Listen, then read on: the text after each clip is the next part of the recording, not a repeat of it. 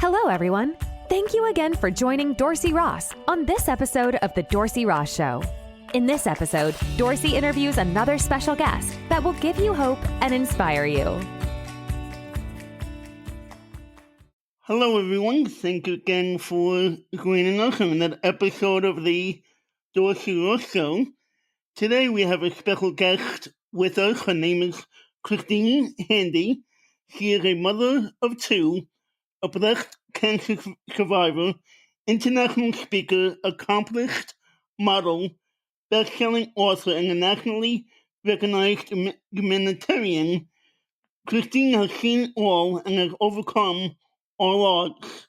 Christine's motto is, "There's always purpose in pain, but we have to be willing to share the story."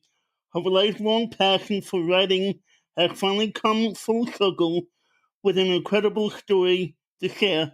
Christine, thank you so much for being on the show today. Oh, it's such a privilege to inspire and to help. Absolutely. I'm going to start off with a couple of simple questions. Great. The first one is, where did you grow up, and did that affect who you became? I grew up in St. Louis, Missouri. I was actually born in Chicago originally, and I lived there till I was 6. But I'm certainly a Midwestern girl, and I think it had a profound impact on me because I think Midwest people are kind and they build on community around them. And I think that's carried me throughout my life and helped me and served me in many ways. Even though I don't live in the Midwest anymore, I still have my Midwest values. Okay. What's your favorite funny story to tell people? About myself? Yeah, about yourself, about anything.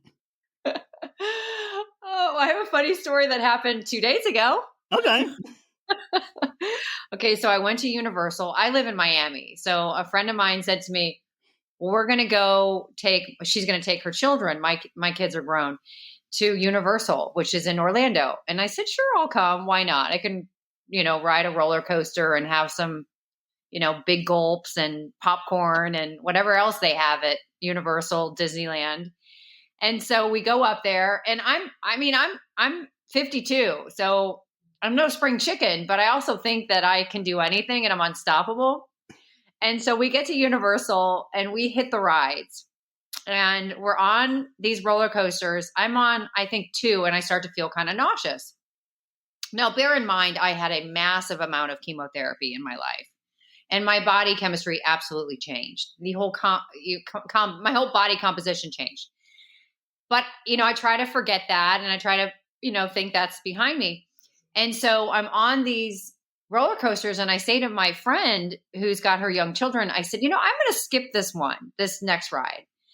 And she goes, okay. I said, I'm just a little bit nauseous. So about an hour later, my friend says, why don't you come on this one? It's not so hard. And I said, okay. So within 10 seconds, now these rides are typically about 3 minutes long. Right. And you can't stop the ride, right? So in about 10 seconds into this ride, I start vomiting. Oh, no. And this ride is going like 60 miles an hour. So you can imagine where this vomit's going, right? So I'm throwing up the whole time, and I get off, and her kids think this is the funniest thing ever. And I'm like humiliated, and I'm drenched. I have to go buy new clothes. But you just have to laugh at yourself because we cannot control pretty much anything around us other than our reaction. And so my reaction was, although I felt really sick for, 24 hours, including yesterday after that, I could only control my reaction. And so we made it light, and we had a good time, even though, by the time I got home, I still had vomit in my hair. Yeah, we can't control the things that happen to us sometimes. We can pretty much not control anything other than our reaction. We certainly can't control our bodily functions sometimes, and we can't control people around us. So we can control how we react to circumstances. Right. Can you tell our listeners about yourself and about your story? Yeah, so my name is Christine Handy, and I am a breast cancer survivor. I'm also a survivor of, I had a colon resection when I was 35 and almost bled to death on the table. And I'm also a survivor of kind of a malicious doctor who bullied me into a point where I had a disabled arm. I have a disabled arm. And I had a simple surgery, which ultimately turned into the fusion of my right arm. And so I've endured, a lot of physical pain and obviously some personal trauma. And I've taken all of that. I wrote a book about it called Walk Beside Me. It's a fictional depiction of my life. And once my book was published, I went on tour to talk about my book, but also to talk about more global issues like how to not allow yourself to be bullied by people, right? That comes from within. That comes from a deep sense of self-love and self-care and self-esteem, which I didn't have. I had modeled most of my life and and I was very dependent on the external beauty. And so I wasn't for many, many, many years discovering who I was inside, the part that really mattered. And so that part of my life kind of got glossed away until really my external accolades were stripped away from me. And then I had to really discover who I was inside. And that took a lot of patience and a lot of introspection. But once I did, I realized that the purpose of my life was not to look cute and to be funny. It was to help other people, to lead, inspire, and to teach people how to get an unstoppable self-esteem. Did you grow up in a Christian home, and when did you decide to become a Christian? And why did you decide that? Well, it's interesting. I did grow up in a house with Christian beliefs. We actually were raised Catholic, and when I got to college, I didn't leave my faith, but I kind of pushed it aside. I thought that I was in control of my life, and that the decisions I made were maybe more valuable than resting my faith in God. My faith was in the external world. And so by the time I had my third illness, which was breast cancer, and throughout my adult life, and when my friends had invited me to Bible studies, I would say, "Oh no, I'm sorry. I'm too busy. I have to go to a yoga class. I had to get my workout in. I had to, whatever distraction I could think of, I was using." And so when, it came to life or death and I was diagnosed with cancer and a doctor said, "This is your percentile chance of survival," man, I ran to my faith because that was the only surety, that was the only dependency that I could really keep my foot in, right? Right. Everything else was getting washed away. The beauty, the external, the accolades, what I had depended on, the materialism meant nothing. There is no U-Haul and BMWs. We can't take it with us. So what point is it? And so when I started to really look at that, I thought, all we really have is our faith. That's all I had. That's all I really turned to. Because I couldn't turn to society. Society is depleting. Society is like quicksand. And so when I turned to my faith, my life became less focused on the outcome, like what I didn't know whether I was going to live or die after cancer. But all I could do was have faith that I was going to live that day and show courage so that other people could watch that courage, and that would give them more courage in their life through their illnesses or their traumas. And so once I shredded my dependency on external value and society and materialism and things like that, and had a full dependence on God, which, by the way, I practice all the time. You don't just make that your stronghold and everything miraculously changes, right?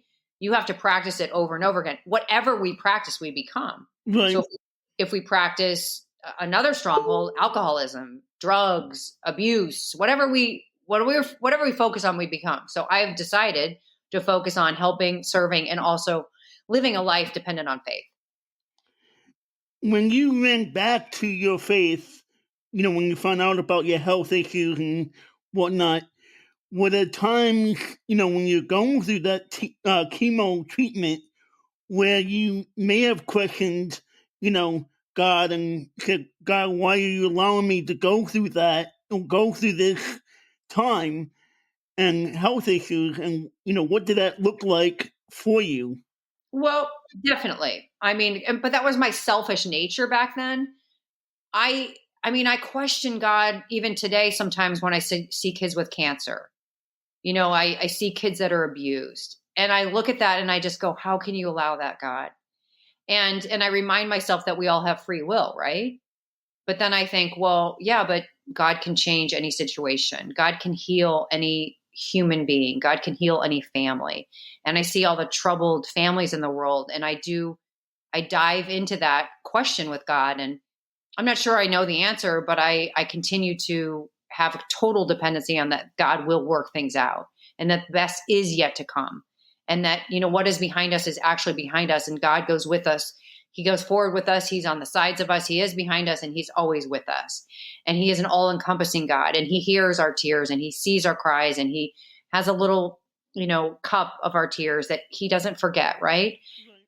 And people hurt us, right? I mean, there's vengeance out there, but vengeance is not ours. And I could get caught up in the doctor who left me, in physical pain and left me disabled. But I know that that doesn't get me anywhere. I had to shred the backpacks of disappointment and just give that over to God.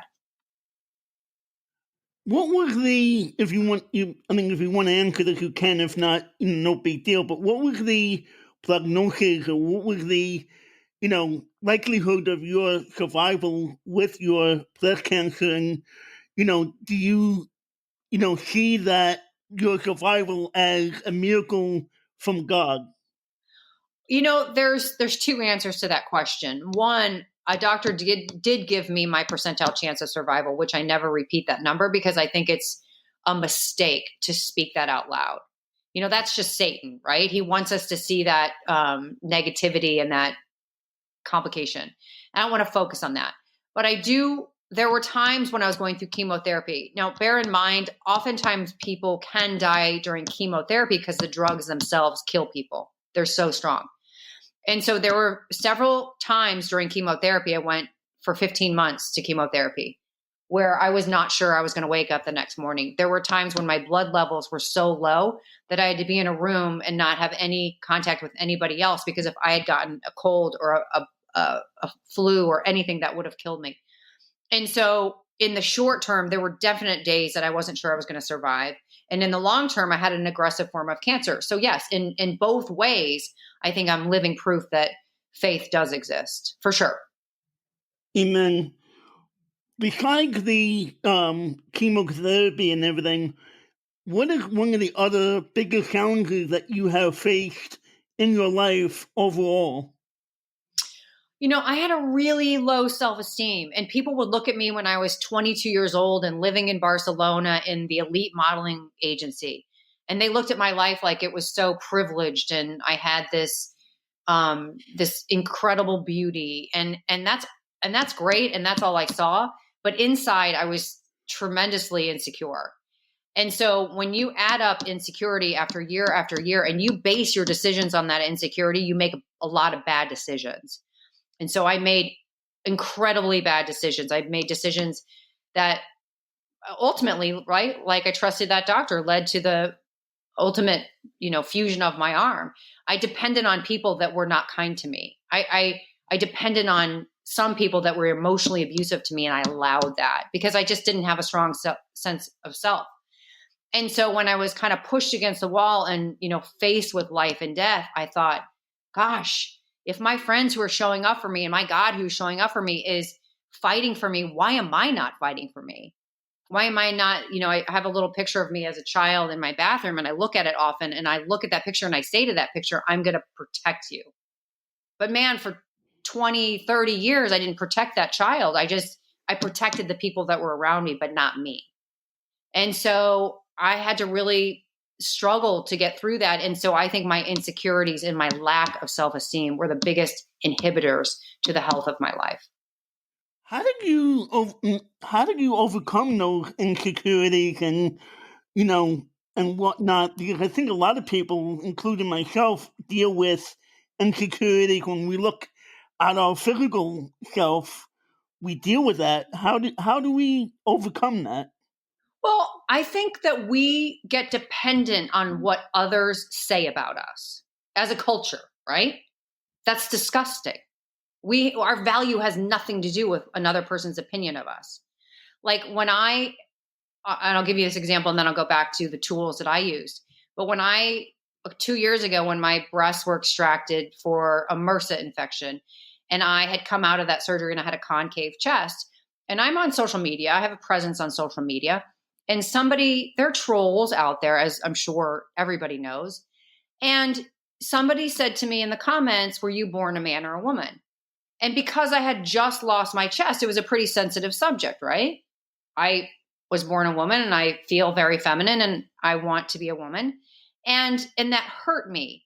But I didn't respond to that person. I waited a couple days to kind of digest it and to figure out like where in my heart was that hurting me? Why would I care about what another person thought of me? Like I worked for years not to care what other people thought of me. And here I was feeling sorry for myself because somebody said something that didn't feel very good. And so I was reminded of the fact that we can only feel fulfilled by ourselves, by our faith, by our God, by our opinion of ourselves. And if we are dependent on other people's, like I said earlier, that's quicksand. We will never feel peace. And so I practice that every day. I got rid of people in my life that weren't speaking kindly to me. Like had to get rid of a lot of voices, not only in my head, but around me that weren't as kind and gentle to me as I should have been, including my own voice, right? And so I took thoughts captive that I used to hear in my own head that was just really unkind to myself. And I took those thoughts captive and I changed them. And even when I changed them, I didn't initially believe them, right? So if you take a thought captive that is criticizing yourself and you change it into a positive affirmation, we don't necessarily believe that positive affirmation at first. But the more we practice that, the more we get used to that, the more we feel that, right? And so as many negative thoughts that were coming into my mind, I was changing those into positivity. And that's what changed ultimately my point of view, my perspective, and my self-esteem. But then I also took inventory of what was around me. The podcast I was listening to, was that filling me with life or was that filling me with materialism? Was I watching Bravo TV or was watching a pastor, right, on TV? Those are two very different things. And so I was taking inventory of what I was listening to and who I was listening to and my own voice. And that's what ultimately transformed my self-esteem. But it's a living practice. I work on this every single day. How did you become a model? What made you become a model? And was that, a thing that you wanted to do growing up? Yeah, it's funny. I started modeling at a very young age at 11, and I had to really fight my parents to model. Oftentimes you see young kids that kind of are coerced into the industry by their parents. Not mine. Mine were like, absolutely not. We're not allowing you to do this. I was strong even then, right? As an 11-year-old, I was like, no, this is what I want. This is what I want to be a career. I didn't want to do it as kind of a fleeting moment, a fleeting season of my life. I wanted to do it as a career. And so I'm still modeling. I just walked in New York Fashion Week in February. So I've been a model for 40 years now. Do you think it's healthy for the young girls that are, like you said, at 11 or even younger than that? Do you think it's healthy for them to do that? I mean, I feel like, first of all, I wouldn't have changed my career for anything. I love it. But yes, it comes with some handicaps, right? I developed a terrible eating disorder in my teens. And sure, I mean, we go to the modeling agency. They expect us to be perfect. They expect us to have the perfect weight, the perfect size, the perfect measurements. And when we don't have those, I felt very, very guilty, right? So it's a very transactional, a bit of shameful world. And so it's adhering to this cultural rule that we should be perfect. Like on social media, all these highlight reels, like we should have this perfect life. That doesn't exist. And you don't know that when you're 11. You don't understand that when you're that young. And so I think that modeling at a young age should come with like a class, a self-esteem class, a self-awareness class. I could teach the class. But in looking back, it seems so simple. Like I can pick, I have a more of a, not as a marginalized perspective of my life. I have the full film, right? And I can look at the screenshots and go, okay, you did this wrong. You did this wrong. And this is what you could have done. Well, we can't go back in time, but we can help other people, which is, I think, why you and I both do this type of interview. You mentioned it earlier that you wrote a book, Walk Beside Me. Tell us a little bit more in depth about that book. Yeah, Walk Beside Me is a fictional depiction of my life. And it really starts with prior to my arm debacle. And you don't even get to the cancer until about 200. But once you get to the cancer, it's a beautiful description of how women can fight for each other, how women can cheer each other on. So often I look around in this world and on TV and just in life, and I see women tearing each other apart. I see people tearing each other apart. Like there's this great comparison game going on, or this great competition. But the truth is, if we carry each other and we cheer each other on, we realize how much there's plenty to go around, right? There is no competition. Like I'm a motivational speaker, I'm a model, I'm a mother, I'm a humanitarian. Those things exist for so many people. I'm not in competition with other models or other speakers. We're just in different spaces. And I'll get booked for certain jobs, and that's a gift. And they'll get booked for certain jobs, and that's a gift. But when we start comparing ourselves to other people, we're really tearing each other down, and we're hurting our own self-esteem. Your book is also becoming a feature film. Yes. How did that come about? And do we have any idea like who's going to be, in that movie? Well, they haven't started filming yet because it was supposed to start filming in 2019. No, I'm sorry, May of 2020. And that's when the whole world shut down. And so it's been postponed, but it's getting its legs back up, and we're starting to work on it again. It's really closely knit to my book. Oftentimes books can be bought to be made into films, but the producers and the people that buy the books change the narrative, right? But my book is very closely related to the film. The screenplay looks very nice and close to my book. So it's a really beautiful description of my life. It's going to be great. I'm excited about it. That's awesome. Yeah. There are many people that may want to decide, that they're thinking about maybe going back to school or going back to college, and they're like, well, I'm up in age, I'm older, but they may decide not to do it. But you decided to go back for your master's. What made you decide to go back for that? Well, it does go back to my self-esteem, and it also goes back to my chemotherapy. So when I was going through chemotherapy, when I completed chemotherapy and during, I had this thing called chemo brain, and chemo brain is really debilitating. So I would, my long-term memory my focus was disrupted. My short-term memory was disrupted. And I just felt like I was living in this fog. And I tried to do some puzzles, like daily puzzles and the New York Times puzzle and things like that, but nothing was helping my brain kind of unfuzz, right? And so I decided that I needed to go back to school to kind of retrain my brain how to think and to study and to focus. And so I decided, because I had a strong self-esteem, that I was going to apply to one of the best universities in the world. And I would have never had that confidence prior to my breast cancer. And so I just decided that I would give Harvard a shot. And if they took me, great. And if they didn't take me, it was okay. I wasn't so afraid of the rejection. But they took me. And so I've been doing my master's with Harvard for 2.5 years. And I feel like right now I kind of have senioritis because I have finals week this week, and I'm getting a little bit frustrated. But it's completely eliminated my chemo brain. So what I sought out to do, it's completely helped. Yeah. Well, you reminded me that I need to work on my worldly puzzle today at some point. Yes, exactly. Yeah. Well, I think I remind most people that you can do anything you set your mind to. Absolutely. Well, thank you, for your encouragement today and for your story, and to keep pursuing what it is that you want to do and what it is that God wants you to do in your life. Amen. Thank you so much for having me.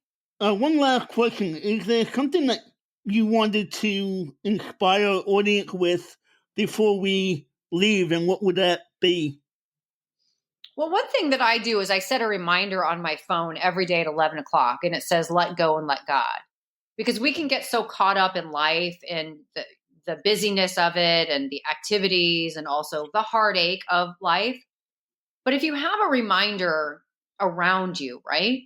Person, an alarm, a positive affirmation on your mirror, something like that, to remind yourself, just, okay, give it to God. That's something that helps me each and every day. I know that to be true, but I often need the daily reminders. Amen. Well, again, thank you so much for joining us, and we greatly appreciate having you. Thank you so much. Guys and girls, thank you again for joining us on another episode of the Dorsey Ross Show, and please go and check out Christine's book and website. We'll have it in the show notes, and check out my website as well, and hopefully you're encouraged and inspired by her story. And until next time, God bless. Thank you again for joining Dorsey Ross on this episode of The Dorsey Ross Show. Please like, share, and tell others about the show. Also, please check out the other podcast episodes. And if you would like, donate to this podcast and buy Dorsey a coffee. Thanks again for tuning in, and we'll catch you in the next episode.